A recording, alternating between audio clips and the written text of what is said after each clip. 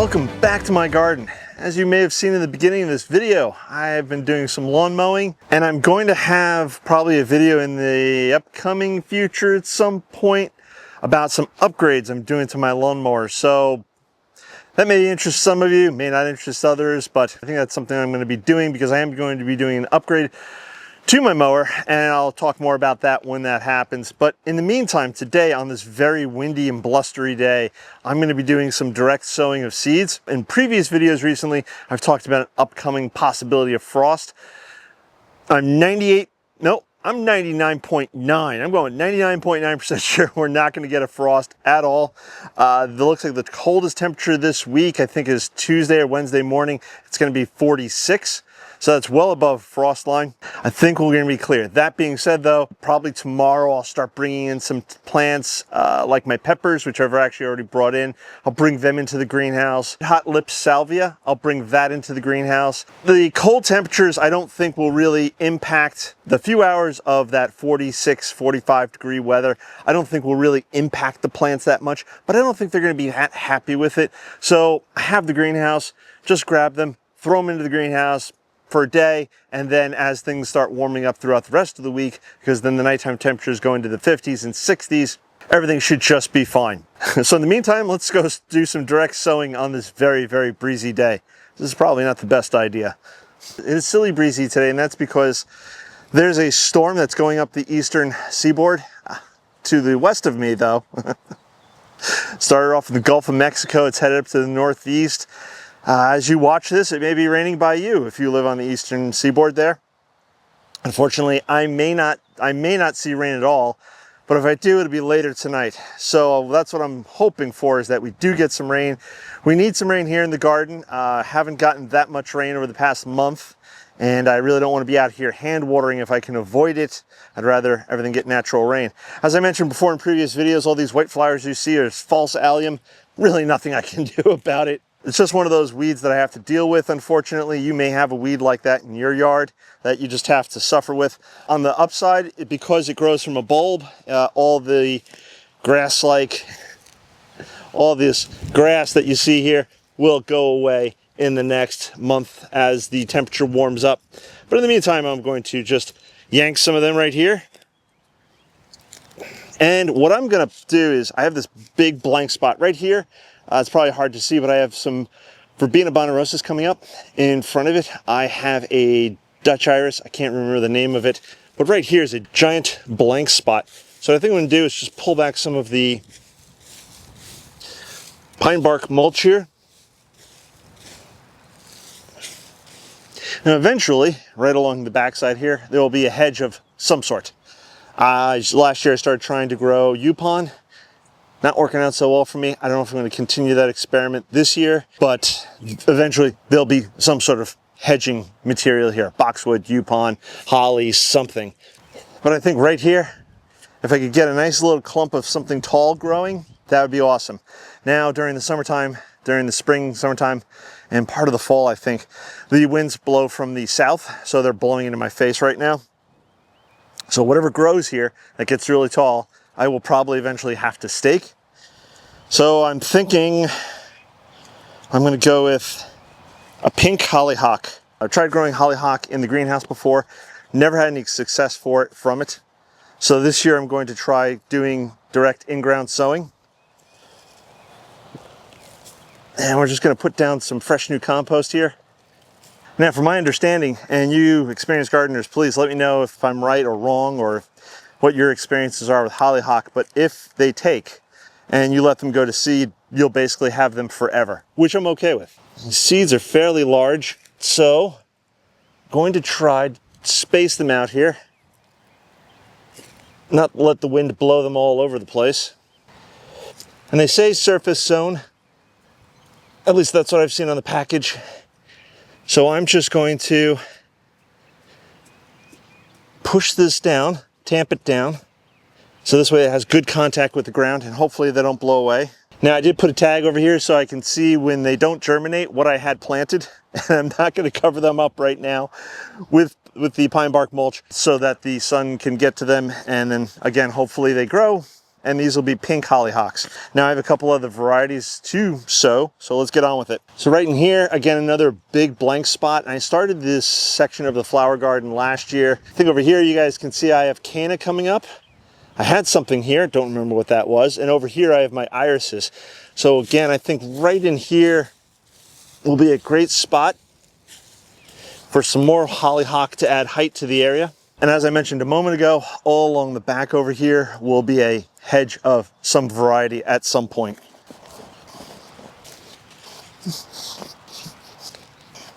Next one is going to be Hollyhock Indian Spring. So this one is a whitish, pinkish, reddish variety. And the instructions here say surface sow or 1/8 of an inch. There's a lot of seeds here.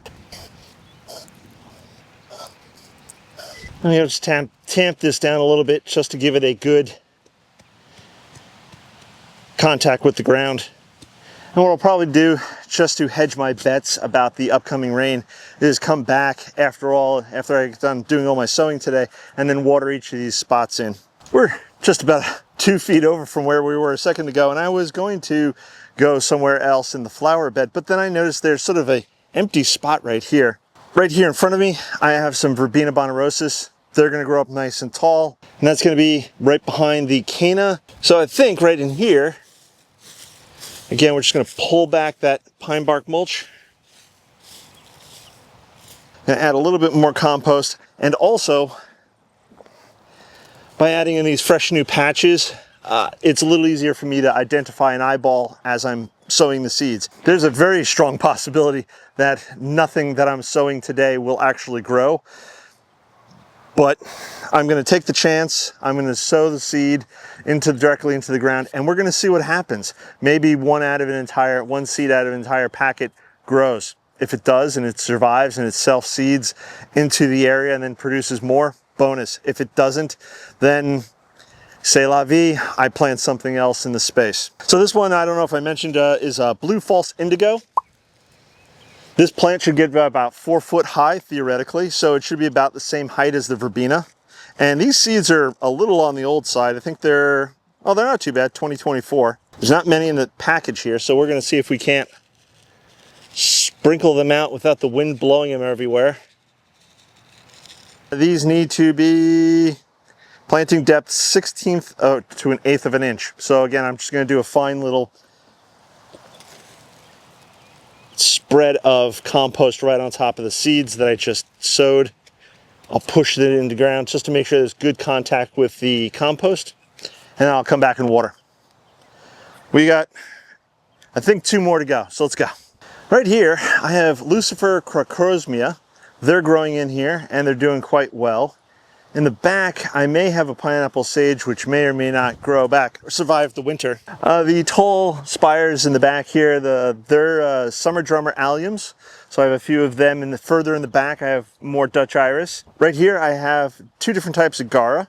And I think I have some alliums popping up right here. But there's a gap right in here where there's nothing growing. So I definitely think we need to be planting something here. So first thing I'm going to do, de-weed. As always, move the pine bark. I'm going to add some compost. And the next one we're going to do is Blazing Star Florentine White. Now I have Blazing Star, it's also known as Liatris. Elsewhere in the garden, they put out these lovely tall spikes of purple flowers, but I'd seen this variety here called Florentine White, so it puts out spires of white. And I thought that would be neat. Again, I'm going to risk it for the biscuit.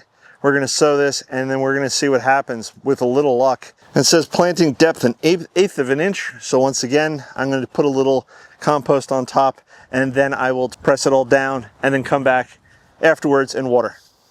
Now, one of the themes that maybe you've picked up on already is everywhere I'm sowing seeds are blank spaces here in the garden, and that's one of my goals this year, well, every year actually, is to always try to fill those blank spaces. Right here in front of you, or in front of my spot there, is some Purple Sensation allium coming up. Right here next to me, I have canna coming up, And it's starting to intrude on my spot of my area of gladiolus. And I believe that's a Braval gladiolus, so it's all yellow. These Cana will probably have to come up this year because if I don't, I learned the hard way last year, if I don't tackle the Cana in a quick and efficient manner, they grow into very large clumps, which are very difficult to dig up. So I'll have to take care of that. Over here, I have my red hot pokers. I just believe this is all one variety. Might be like torch or something along those lines. I've forgotten the variety. In the meantime, right here, I'm going to plant yet another hollyhock. This one is going to be Raguse. Looks like it's a creamy yellowish white, so that's pretty nice. So far, I've been having pretty good luck with the sowing of my seeds, despite the wind. It might have something to do with the fact that many of these seeds are large. These hollyhock seeds are pretty large. I got to take my gloves off of this. There we go. Okay, tuck that seed packet under my knee. And just start sprinkling. There we go. And that's all the seeds. Press them into the ground.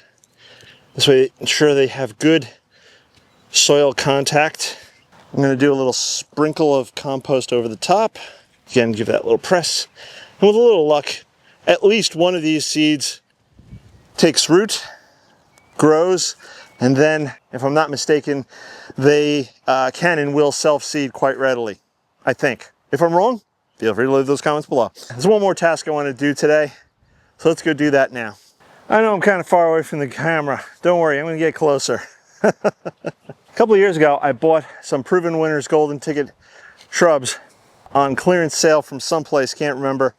Planted them out all along here. This is the front of the rose garden. And then last year, I had to replant a couple of shrubs because the ones I had planted, 2 of them died.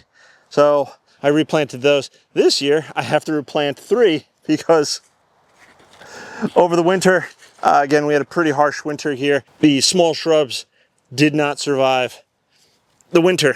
I can't remember if it was ones I'd planted out or ones I'd purchased. Either way, I had blanks and gaps.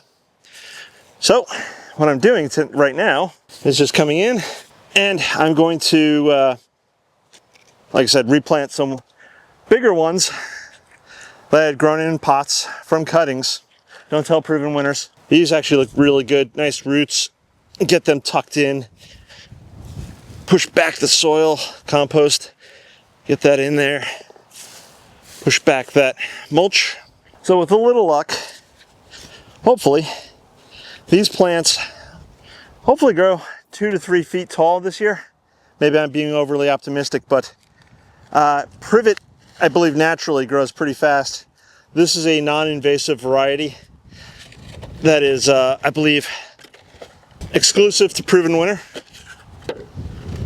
Golden ticket. I do like the foliage. I like the fact that it's non-invasive and it grows quickly. So with a little luck this year, this whole area really starts filling in and looking more like a hedge. Last I saw, it's going to be about, I think, an inch of rain, allegedly, maybe, possibly. Again, it depends upon which way the wind blows and how strong the storm is when it gets here.